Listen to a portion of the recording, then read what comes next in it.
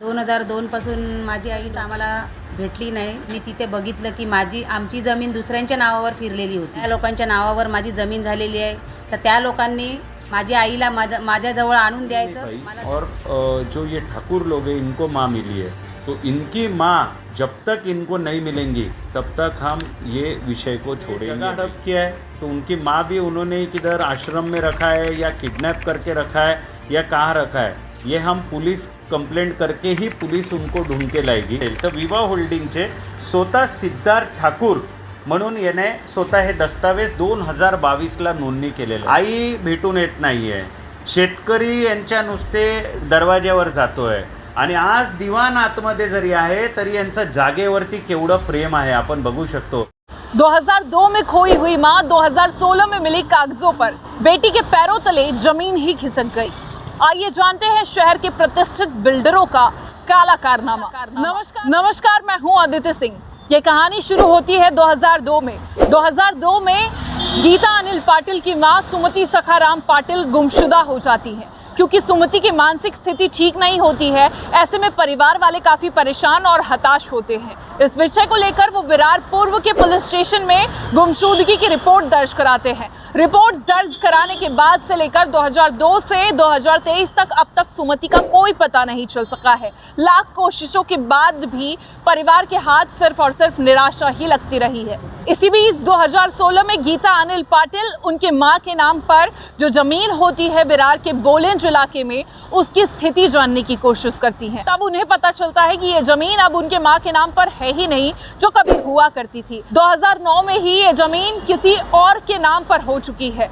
विरार के बोलेंज इलाके में जमीन उनके मां के नाम पर हुआ करती थी, लेकिन अब ये जमीन दीपक ठाकुर, राज ठाकुर और राकेश कुमार बाजवान के नाम पर है। राकेश कुमार बाजवान वो है जो पीएमसी बैंक घोटाले के आरोपी हैं। अब ऐसे में सवाल ये उठता है कि 2002 से लेकर अब तक सुमति का कोई पता नहीं चल सका है, तो आखिर 2009 में सुमति ने ये जमीन इन बिल्डर्स के नाम पर कैसे की? ये सब कुछ जानने के बाद गीता खुद को बेबस महसूस करती हैं और परेशान हो जाती हैं। इस बीच में वो कईयों से मदद की गुहार की मांग करती हैं।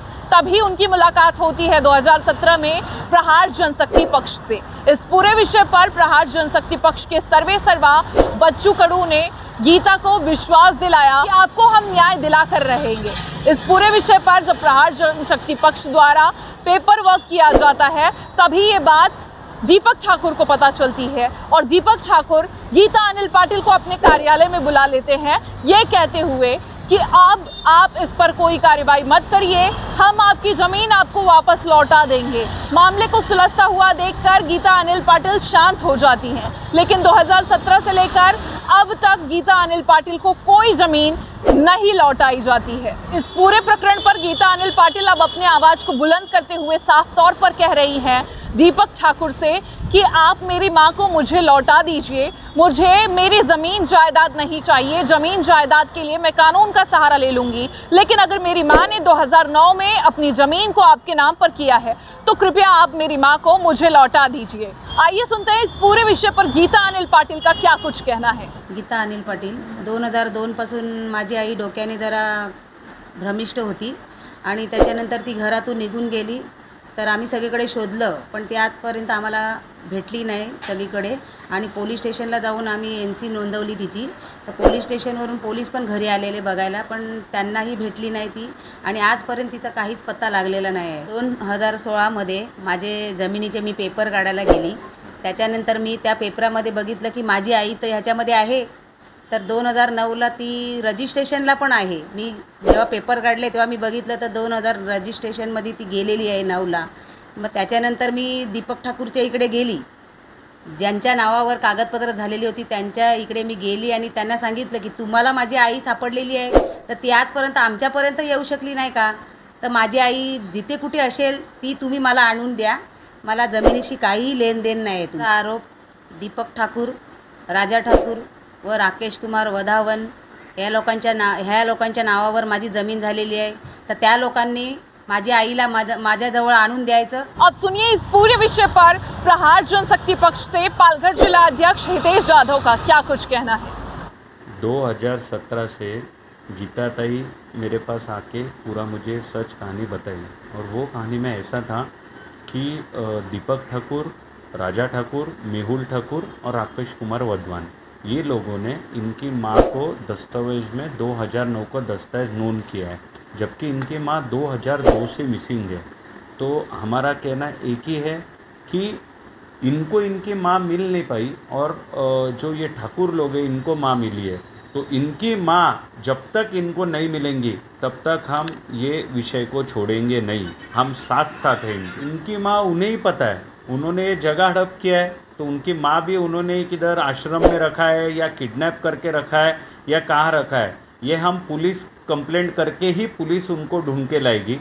ऐसे बहुत सारे लोगों के माँ बाप भाई बहन, ऐसे ये लोगों ने बहुत लोगों को किडनैप करके छुपा के रखा है। मुझे लग रहा है इन्होंने एक आश्रम ऐसा बना के रखा है कि जितने भी वसई तालुका में ऐसे लोग हैं उन्हें एक आश्रम में जाके उन्होंने रख दिया है। मला धमकी तर कोण देऊ नाही शकत, परंतु एक गोष्ट सांगतो, त्यांनी यांना बोलून घेतलं ज्यावेळेस त्यांना आता समजलं की हे परत ह्या गोष्टीचा पाठपुरावा आम्ही करतो आहे, तर त्यांनी यांना बोलून घेतलं आणि सांगितलं ह्या जागेमध्ये आम्ही काहीच नाही केलं आहे, जे केलं आहे ते राकेश कुमार वधवांनी केलेलं आहे, असं यांना त्यांनी उत्तर दिलं।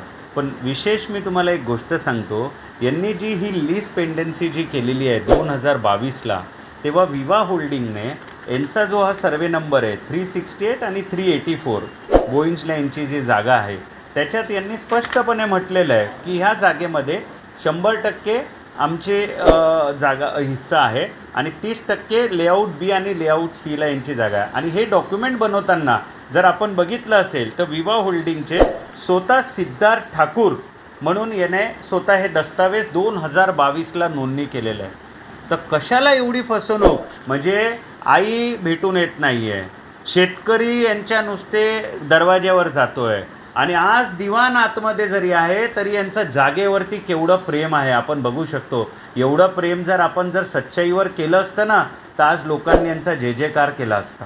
तो सुना आपने।